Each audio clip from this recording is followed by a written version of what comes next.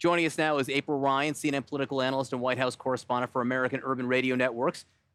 Also joining us, CNN political commentators, former Michigan Governor Jennifer Granholm, Joe Lockhart, former Clinton White House press secretary, and Karen Finney, former senior spokesperson for Hillary for America. April, I want to start with you because this morning I think it is worthy of note. I'm not going to read the tweets, but the president is tweeting more about Elijah Cummings. He's tweeting more about prominent African Americans. He is leaning into this despite the criticism we just heard from Baltimore and despite the controversy we heard over the weekend. This is a choice he's making this morning. Why? It's a choice he's making because he wants to get a certain part of America to vote for him. He wants to show a certain part of America that he's with them. You know, he says he's not a racist, but the racists believe he's a racist. And for someone like me, proud Baltimorean, born in Baltimore, still call that area home, it hurts. It hurts because that's a city, an area that has so many different types of people.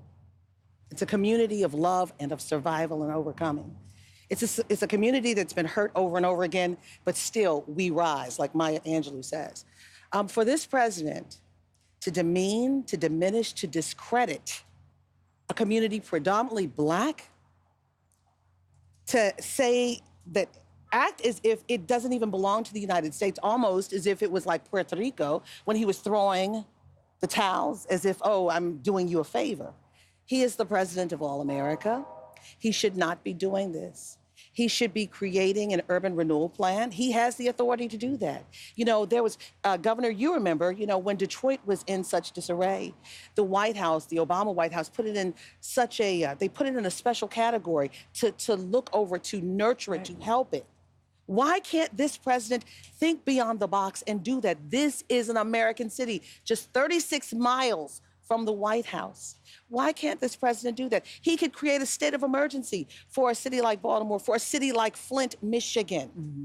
He could be doing that right now. Instead, he's scoffing and laughing at it, all to appease his white base. It's not about his Black base. He's trying to get 8% more. Well, he had 8% in the last election, praying that he'll get more. I doubt it now. But this is about a certain type of America. I would even say Mitch McConnell's America, Appalachia America, who did not realize ACA was Obamacare.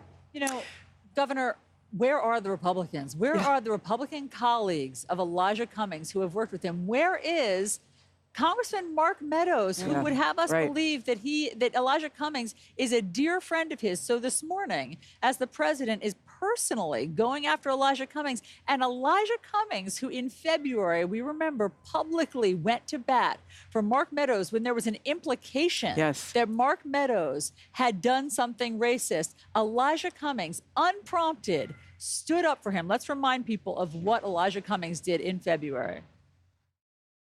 Mr. Meadows, you know, and of all the people on this committee, I've said it and got in trouble for it, that you're one of my best friends. I know that shocks a lot of people. And likewise, Mr. Chairman. You are. And I could see and feel your pain. I feel it. And so, and I don't think Ms. Tlaib intended to cause you that. Mark Meadows has had some time this weekend to come out and say something similar about Elijah Cummings. And nothing. And here's what I think every single Republican who is elected, and anybody in America, has to think about. This president is attempting to divide urban and rural. This is terrible for America. Joe and I were just talking about this, you know, Joe Biden saying that this is about the soul of America, this election will be. Are we a united states of America, or is he just going to divide city and state? We're here in Detroit. I'm waiting for Detroit to be the next city on the block, because on his chopping block, because it's majority African American. He's already gone after Chicago. We know that. Atlanta. I mean, how often are Republicans Republicans going to stand by and say, yeah, this is good for America to divide people like this? I have never seen a nation so divided. And I don't think electorally this is a good strategy for him, but it's certainly not a great strategy for the rest of the Republicans who are sitting on their hands because they're too afraid to come out and oppose the president. It's a choice. He clearly thinks it's a good strategy for him. Yeah, but is it? I mean, is it a 30-year-old strategy that will work today?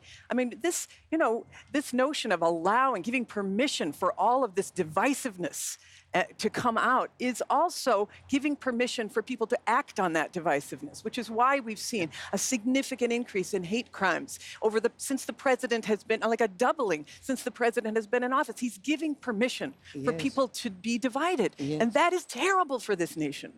A Democratic strategist, Joe, yesterday suggested to me that one of the reasons the president is doing this, look, there can be a number of reasons. One can be that he's worried about the Mueller testimony. The second thing could be that he likes to tweet racist things. Yeah. Another one could be that there's a Democratic debate happening this week right behind us, and the president can't stand people talking about anyone else. Right. So he wants to make himself the focus of it and wind people up as they head into this moment. So if you're one of the Democrats who will be standing on this stage behind us in the next few days, they're faced with this every day during the campaign. What do you do? How do you deal with this? Yeah, I think you can't deal with every tweet, that comes out, but you do, as the governor was just saying, have to frame it in a way that I think Biden has, that this is a battle for America. This is not a new strategy, but it's a different strategy. Lee Atwater famously said that they learned in 1968 that there is an appeal to white working class people on race, their resentment towards African Americans, towards Latinos, but they learned in the 68 and the 70s that they can't run around using the N-word anymore. So they learned code words, dog whistles. What Donald Trump is doing is reverting back to the 1960s and saying, I'm going to be overt about this. I'm going to say, because he's betting that when push comes to shove, there is enough active racism in this country that will be enough to get him elected. And he's not worried about the soul, he's worried about getting reelected. That's right. So I think the strategist you talked to was right. There's the narcissism here at play. He did want to get off Mueller because that was beginning to play badly. But this is not just a 1 or 2 day thing. We are going to see this now through Election Day.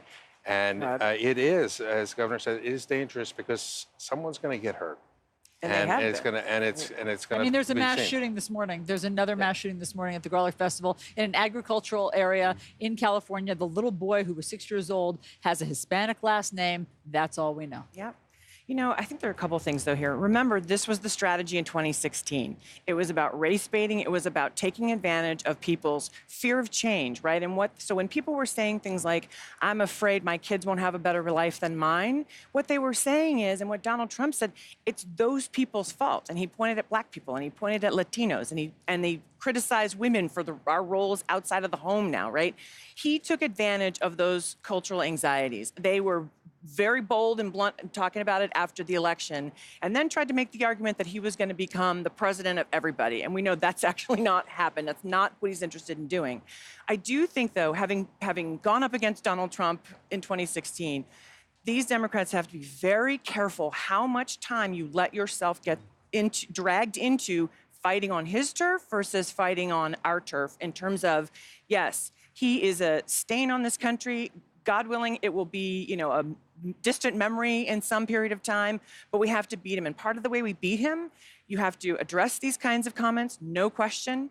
At the same time, you then have to also try to think about, how are you uniting the country? I think we need to be having that conversation. And I will say, as a mixed race person whose parents are from the South, who thought, we had moved past some of this, I surely believe we need to get back to some of that.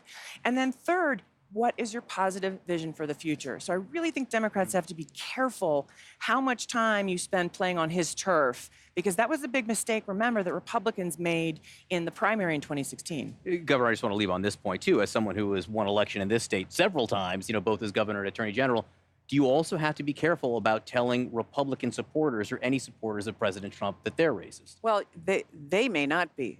They have to recognize that he is, though. And certainly racism and racist is is a word that nobody wants applied to them, and people justify saying, I support the president, I don't agree with his tweets, but his economy is good. I think that we need to let people know that the longer he's in office, the more divided this country becomes. And yes, there are pockets of racists everywhere, right, including in Michigan. But I think, honestly, Michigan is better than that. It showed that in 2018. And if people are awake and understand that we have moved beyond this as a nation, they will come together and reject this, and this will be but a blip or a stain in our history that will be long forgotten after November of 2020.